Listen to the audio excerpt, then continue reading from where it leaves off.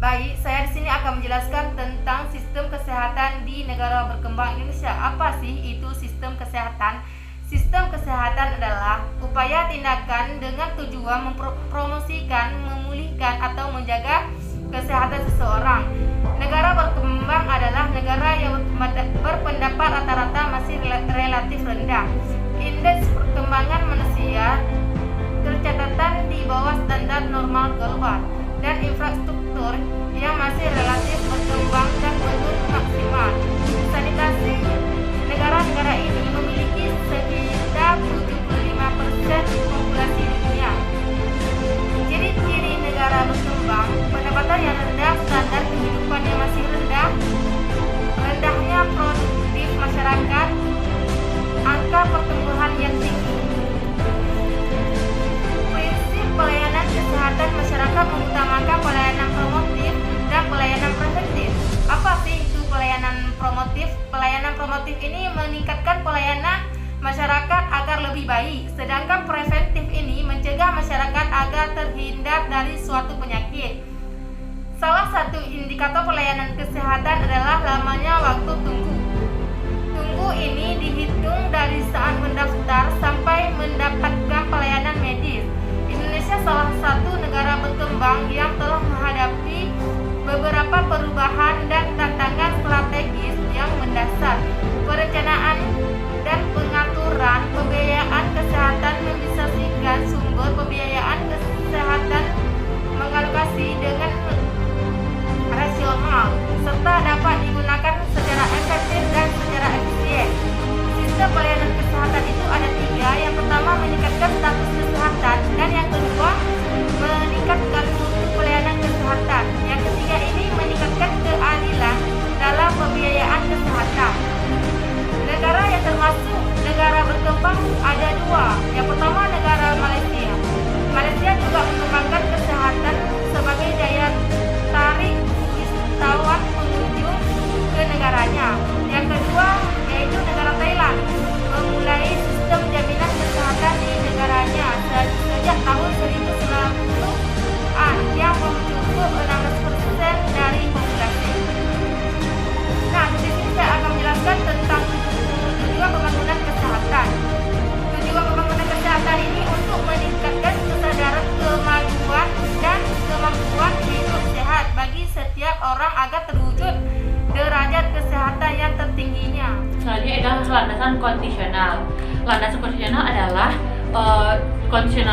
kondisional dasar sebagai pedoman dalam kehidupan bermasyarakat, berbangsa, dan juga bernegara. Landasan kondisional Indonesia adalah Undang-Undang Dasar 1945. Pada kondisional ini kita membahas kesehatan, berarti khususnya kita mengambil pada pasal 28 dan juga 36, khususnya Undang-Undang 36 tahun 2009, yaitu tentang membahas tentang kesehatan yang menyatakan kesehatan itu ialah baik secara jasmani atau rohani, yaitu baik secara fisik, spiritual, maupun ekonomis. Maksudnya itu fisik kita sehat, keuangan kita sehat, otak kita pun sehat. Dan menurut HELBO ada 4 faktor yang mempengaruhi derajat kesehatan. 4 faktor itu yang pertama adalah perilaku, bagaimana tindakan kita dalam menangani kesehatan dari tubuh kita sendiri.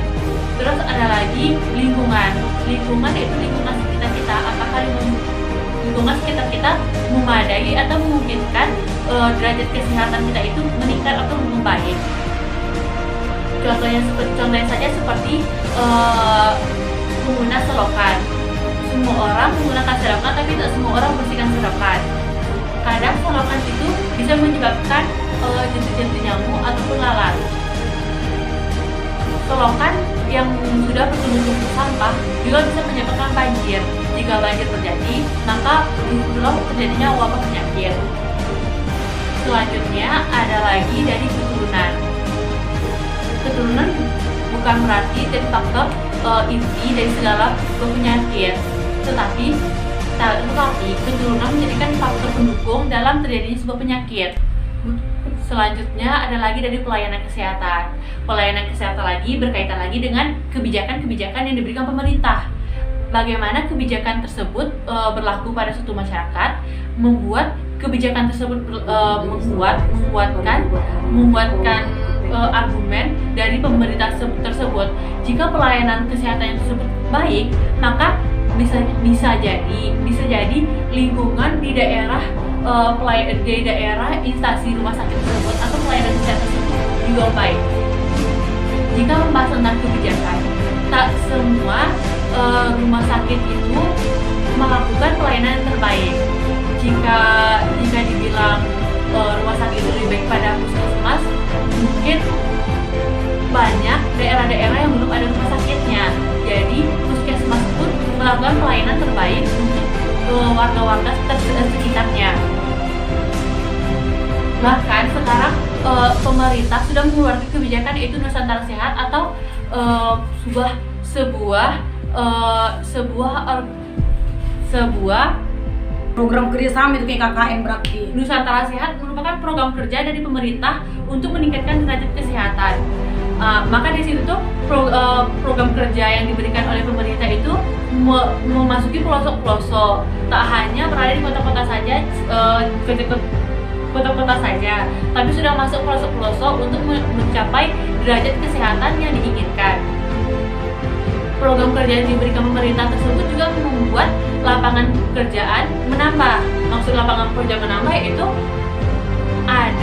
ada lagi peluang untuk para masyarakat yang belum mendapatkan pekerja bisa masuk ke Nusantara Sehat, karena di situ termasuk program kerja yang diberikan pemerintah. Dan juga dari program tersebut menambah ekonomis dari masyarakat, tak hanya menambah wawasan, tak hanya menambah uang, dan tetapi juga menambah nilai ekonomi selanjutnya, yaitu peraturan serta kebijakan kesehatan dari Presiden Republik Indonesia. Tentu saja peraturan atau kebijakan tersebut dibuat oleh penentu kebijakan, dan kebijakan tersebut digunakan untuk baik dari pemerintah ataupun dari pihak swasta, pokoknya dari ruang lingkup yang ada di Indonesia. Presiden Indonesia membuat upaya untuk meningkatkan derajat kesehatan yang ada di Indonesia. Ada 3 faktor yang mempengaruhinya. Yang pertama ada di faktor ekonomi, sosial budaya, dan juga ada faktor dari. Selanjutnya saya akan menjelaskan tentang tujuan perencanaan dan pengaturan pembiayaan kesehatan. Tujuan pembiayaan kesehatan adalah tersedianya pembiayaan kesehatan dengan jumlah yang mencukupi, teralokasi secara adil dan termanfaatkan untuk menjamin terselenggara pembangunan kesehatan guna untuk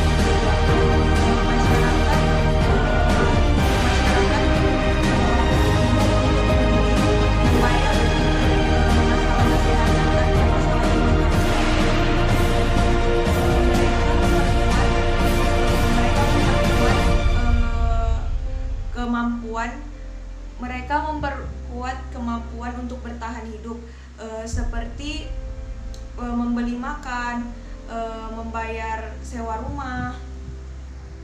Nah, itu bisa mempengaruhi kesehatan fisik mereka, sosial, dan ekonomi mereka. Saya akan melanjutkan yang mana sistem kesehatan di Indonesia. Sistem kesehatan menurut WHO ialah suatu kegiatan yang bertujuan dalam memulihkan atau mempromosikan suatu pelayanan kesehatan. Gitu. Terus apa yang dimaksud dengan sistem? Sistem itu suatu elemen yang bertujuan untuk memanfaatkan atau untuk membangun suatu agar mencapai tujuan yang sama.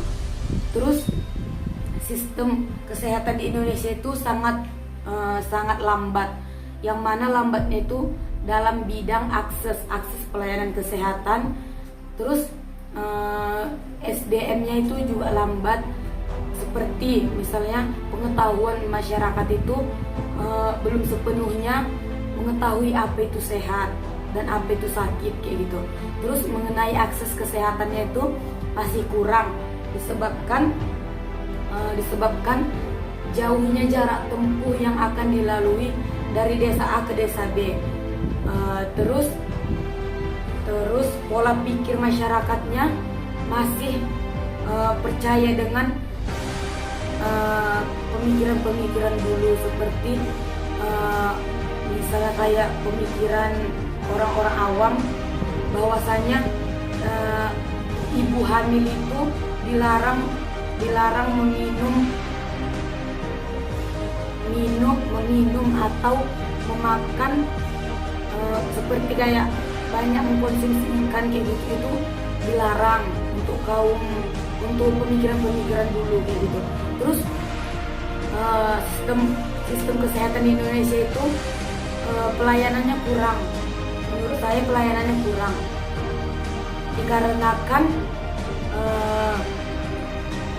dikarenakan mungkin pelayanan kesehatan itu belum memadai kayak itu, masih sedikit. Terus mereka itu lebih mengutamakan kasta, seperti misalnya siapa yang berani bayar tinggi itu yang diselamatkan duluan misalnya. Seperti kan sering kejadian di beberapa rumah sakit, jika ada pasien yang kecelakaan itu mereka itu belum langsung menangani. Mereka itu menunggu keluarga pasien, sementara pasien itu harus mendapatkan penanganan secepatnya kayak gitu, penanganan darurat. Terus mereka itu lebih mengutamakan yang bayar langsung daripada yang menggunakan BPJS yang dari pemerintah. Biasanya kan BPJS itu kan dibagi jadi 3, golongan 1, golongan 2, golongan 3. Biasanya golongan 3 itu golongan paling terendah dari golongan 1 dan 2. Dan sedangkan di beberapa negara maju itu lebih sumber daya manusianya itu sedikit, tapi mereka itu mampu untuk sedangkan di negara maju itu sumber daya manusianya itu lebih tinggi. Sumber daya manusianya itu sebenarnya rendah, tetapi pola pikir masyarakatnya itu udah tinggi dan lebih maju. Pola pikirnya tidak seperti Indonesia lagi yang sering membandingkan zaman dulu dengan zaman sekarang kayak gitu. Dan mereka itu dan di negara maju itu masyarakatnya itu mampu untuk mengelola sumber daya alam di negara tersebut, sehingga mengakibatkan tingkat pelayanan kesehatan mereka itu tinggi, dan mereka itu mampu untuk lebih cepat mengakses pelayanan dari misalnya kayak di daerah-daerah terpencil kayak itu. Mereka tuh cepat mengakses informasi yang ada ke daerah tersebut, sehingga mereka yang di daerah terpencil itu cepat mendapat informasi yang ada di daerah perkotaan. sehingga mereka tidak pernah ketinggalan informasi-informasi yang ada di daerah tersebut. Itu juga dapat meningkatkan pelayanan kesehatan agar mereka tahu perkembangan kesehatan di kota itu gimana, seperti apa kayak gitu. Terus di situ di negara maju itu juga tidak luput dengan peran pemerintahan. Sementara itu di Indonesia sumber daya alamnya itu sangat banyak. Mungkin kita mengetahui apa aja sumber daya alam yang paling besar di negara kita sendiri itu apa gitu. Tapi kita itu tidak mampu untuk mengelola, sehingga negara lain yang mengambil ahli dalam mengelola sumber daya alam di negara kita sendiri gitu. Jadi kita seakan-akan kayak dimanfaatkan gitu kan. Terus dan tidak luput dari itu asupan makanan yang sering kita konsumsi kayak di Indonesia kayak gitu, itu masih banyak yang mengalami gizi buruk kayak gitu kan. Kadang itu faktor dari peran orang tua, pengetahuan orang tua yang tidak tahu kesehatan anaknya.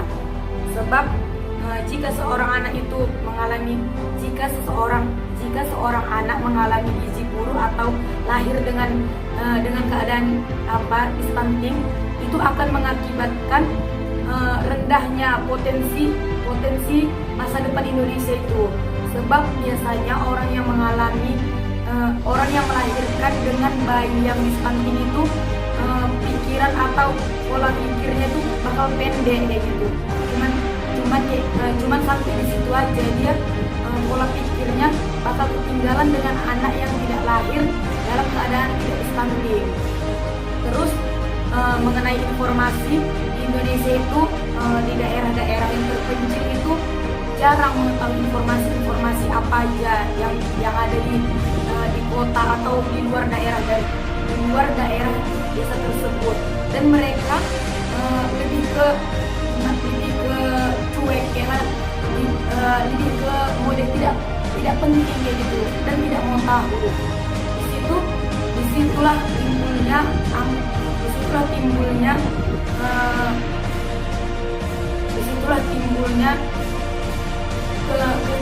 ketidaksadaran diri sendiri mengenai kesehatan itu. Sebab sehat itu Persamaan jaminan kesehatan di Indonesia dan di Jepang. Biaya kesehatan di sebagian besar untuk masyarakat usia lanjut, pengeluaran akan sama bebannya, yang artinya untuk usia tua akan menghabiskan pengeluaran perawatan kesehatan lebih banyak di Indonesia dan di Jepang. Sedangkan layanan yang tidak dijamin di Jepang yaitu kelahiran normal yang tidak ditanggung, sementara di Indonesia tetap ditanggung. Selain itu, di Jepang, walaupun masyarakat tingkat utama, akan tetapi banyak pasien yang masuk ke rumah sakit yang tetap dilayani. Aturan ini berbeda dengan di Indonesia yang menerapkan rujukan berjenjang dan pendapatan para dokter di Jepang yang merendah, sementara sistem representasi Indonesia masih memberikan pendapatan yang lebih besar untuk dokter yang melayani pasien yang lebih banyak. Kesimpulannya yaitu sistem kesehatan di setiap negara itu memiliki variasi yang berbeda, namun tujuannya tetap satu, yaitu untuk meningkatkan derajat kesehatan yang seluruhnya. Setiap negara maju maupun negara berkembang mempunyai